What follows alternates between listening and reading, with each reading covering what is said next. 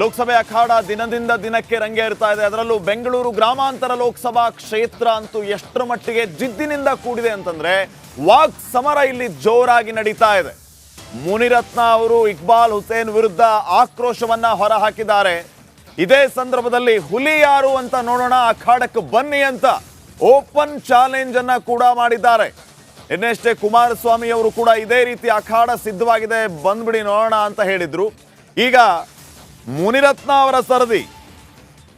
ಕಾಂಗ್ರೆಸ್ ಶಾಸಕ ಇಕ್ಬಾಲ್ ಹುಸೇನ್ ವಿರುದ್ಧ ಮುನಿರತ್ನ ಅವರು ಕಿಡಿಕಾರಿದ್ದಾರೆ. ಇಕ್ಬಾಲ್ ಹುಸೇನ್ ಅದೇನೋ ಬಿಚ್ತೀನಿ ಅಂತ ಹೇಳಿದಾನೆ, ಕನಕ್ಪುರದಲ್ಲಿ ವೇದಿಕೆ ಸಿದ್ಧ ಮಾಡಿ ಅಲ್ಲೇ ತೋರಿಸ್ತೇನೆ, ಅವರು ನನ್ನದನ್ನ ಬಿಚ್ಚಲಿ, ನಾನು ಅವರನ್ನ ಬಿಚ್ಚಿಡ್ತೀನಿ ಅಂತ ಮಾತಾಡುವ ಮೂಲಕ ವಾಕ್ ಸಮರಕ್ಕೆ ಇಬ್ಬರೂ ನಾಯಕರು ಸಾಕ್ಷಿಯಾಗಿದ್ದಾರೆ. ಹುಲಿಯಾರು ಅದು ನಮಗೆ ಚುನಾವಣೆ ಫಲಿತಾಂಶ ಬಂದಾಗ ಗೊತ್ತಾಗುತ್ತೆ. ಅರ್ಥ ಆಯ್ತಲ್ಲ?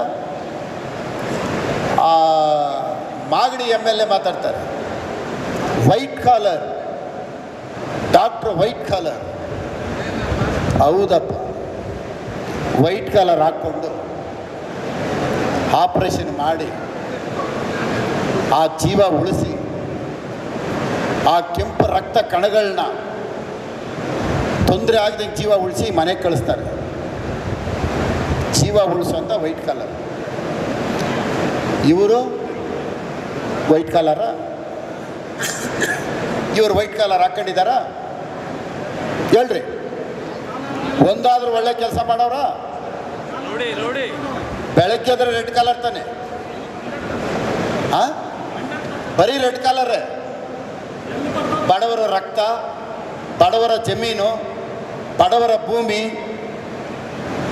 ಅವರ ಕಣ್ಣೀರು, ಆ ಕಣ್ಣೀರನ್ನು ರಕ್ತದ ಕಣ್ಣೀರು ತಾನೆ ಅದು ರೆಡ್ ತಾನೆ. ವೈಟ್ ಕಾಲರ್ ಒಳ್ಳೇದ, ರೆಡ್ ಕಾಲರ್ ಒಳ್ಳೇದ? ವೈಟ್ ಕಾಲರ್ ತಾನೇ ಒಳ್ಳೇದು. ಅಂತ ವೈಟ್ ಕಾಲರ್ನ ಇವತ್ತು ನಾವು ಹಿಡ್ಕೊಂಡಿದ್ದೀವಲ್ಲ, ಇದನ್ನು ಮಾತಾಡ್ತಾರಲ್ಲ, ಇವ್ರಿಗೆ ಏನು ಹೇಳ್ಬೇಕು? ಅದೇನೋ ಬಿಸ್ತೀನಿ ಅಂತ ಹೇಳೋನಪ್ಪ ನನಗೆ ಇಕ್ಬಾಲ್ ಹುಸೇನ್. ಅದೇನು ಬಿಸ್ತಾನೋ ನನಗೆ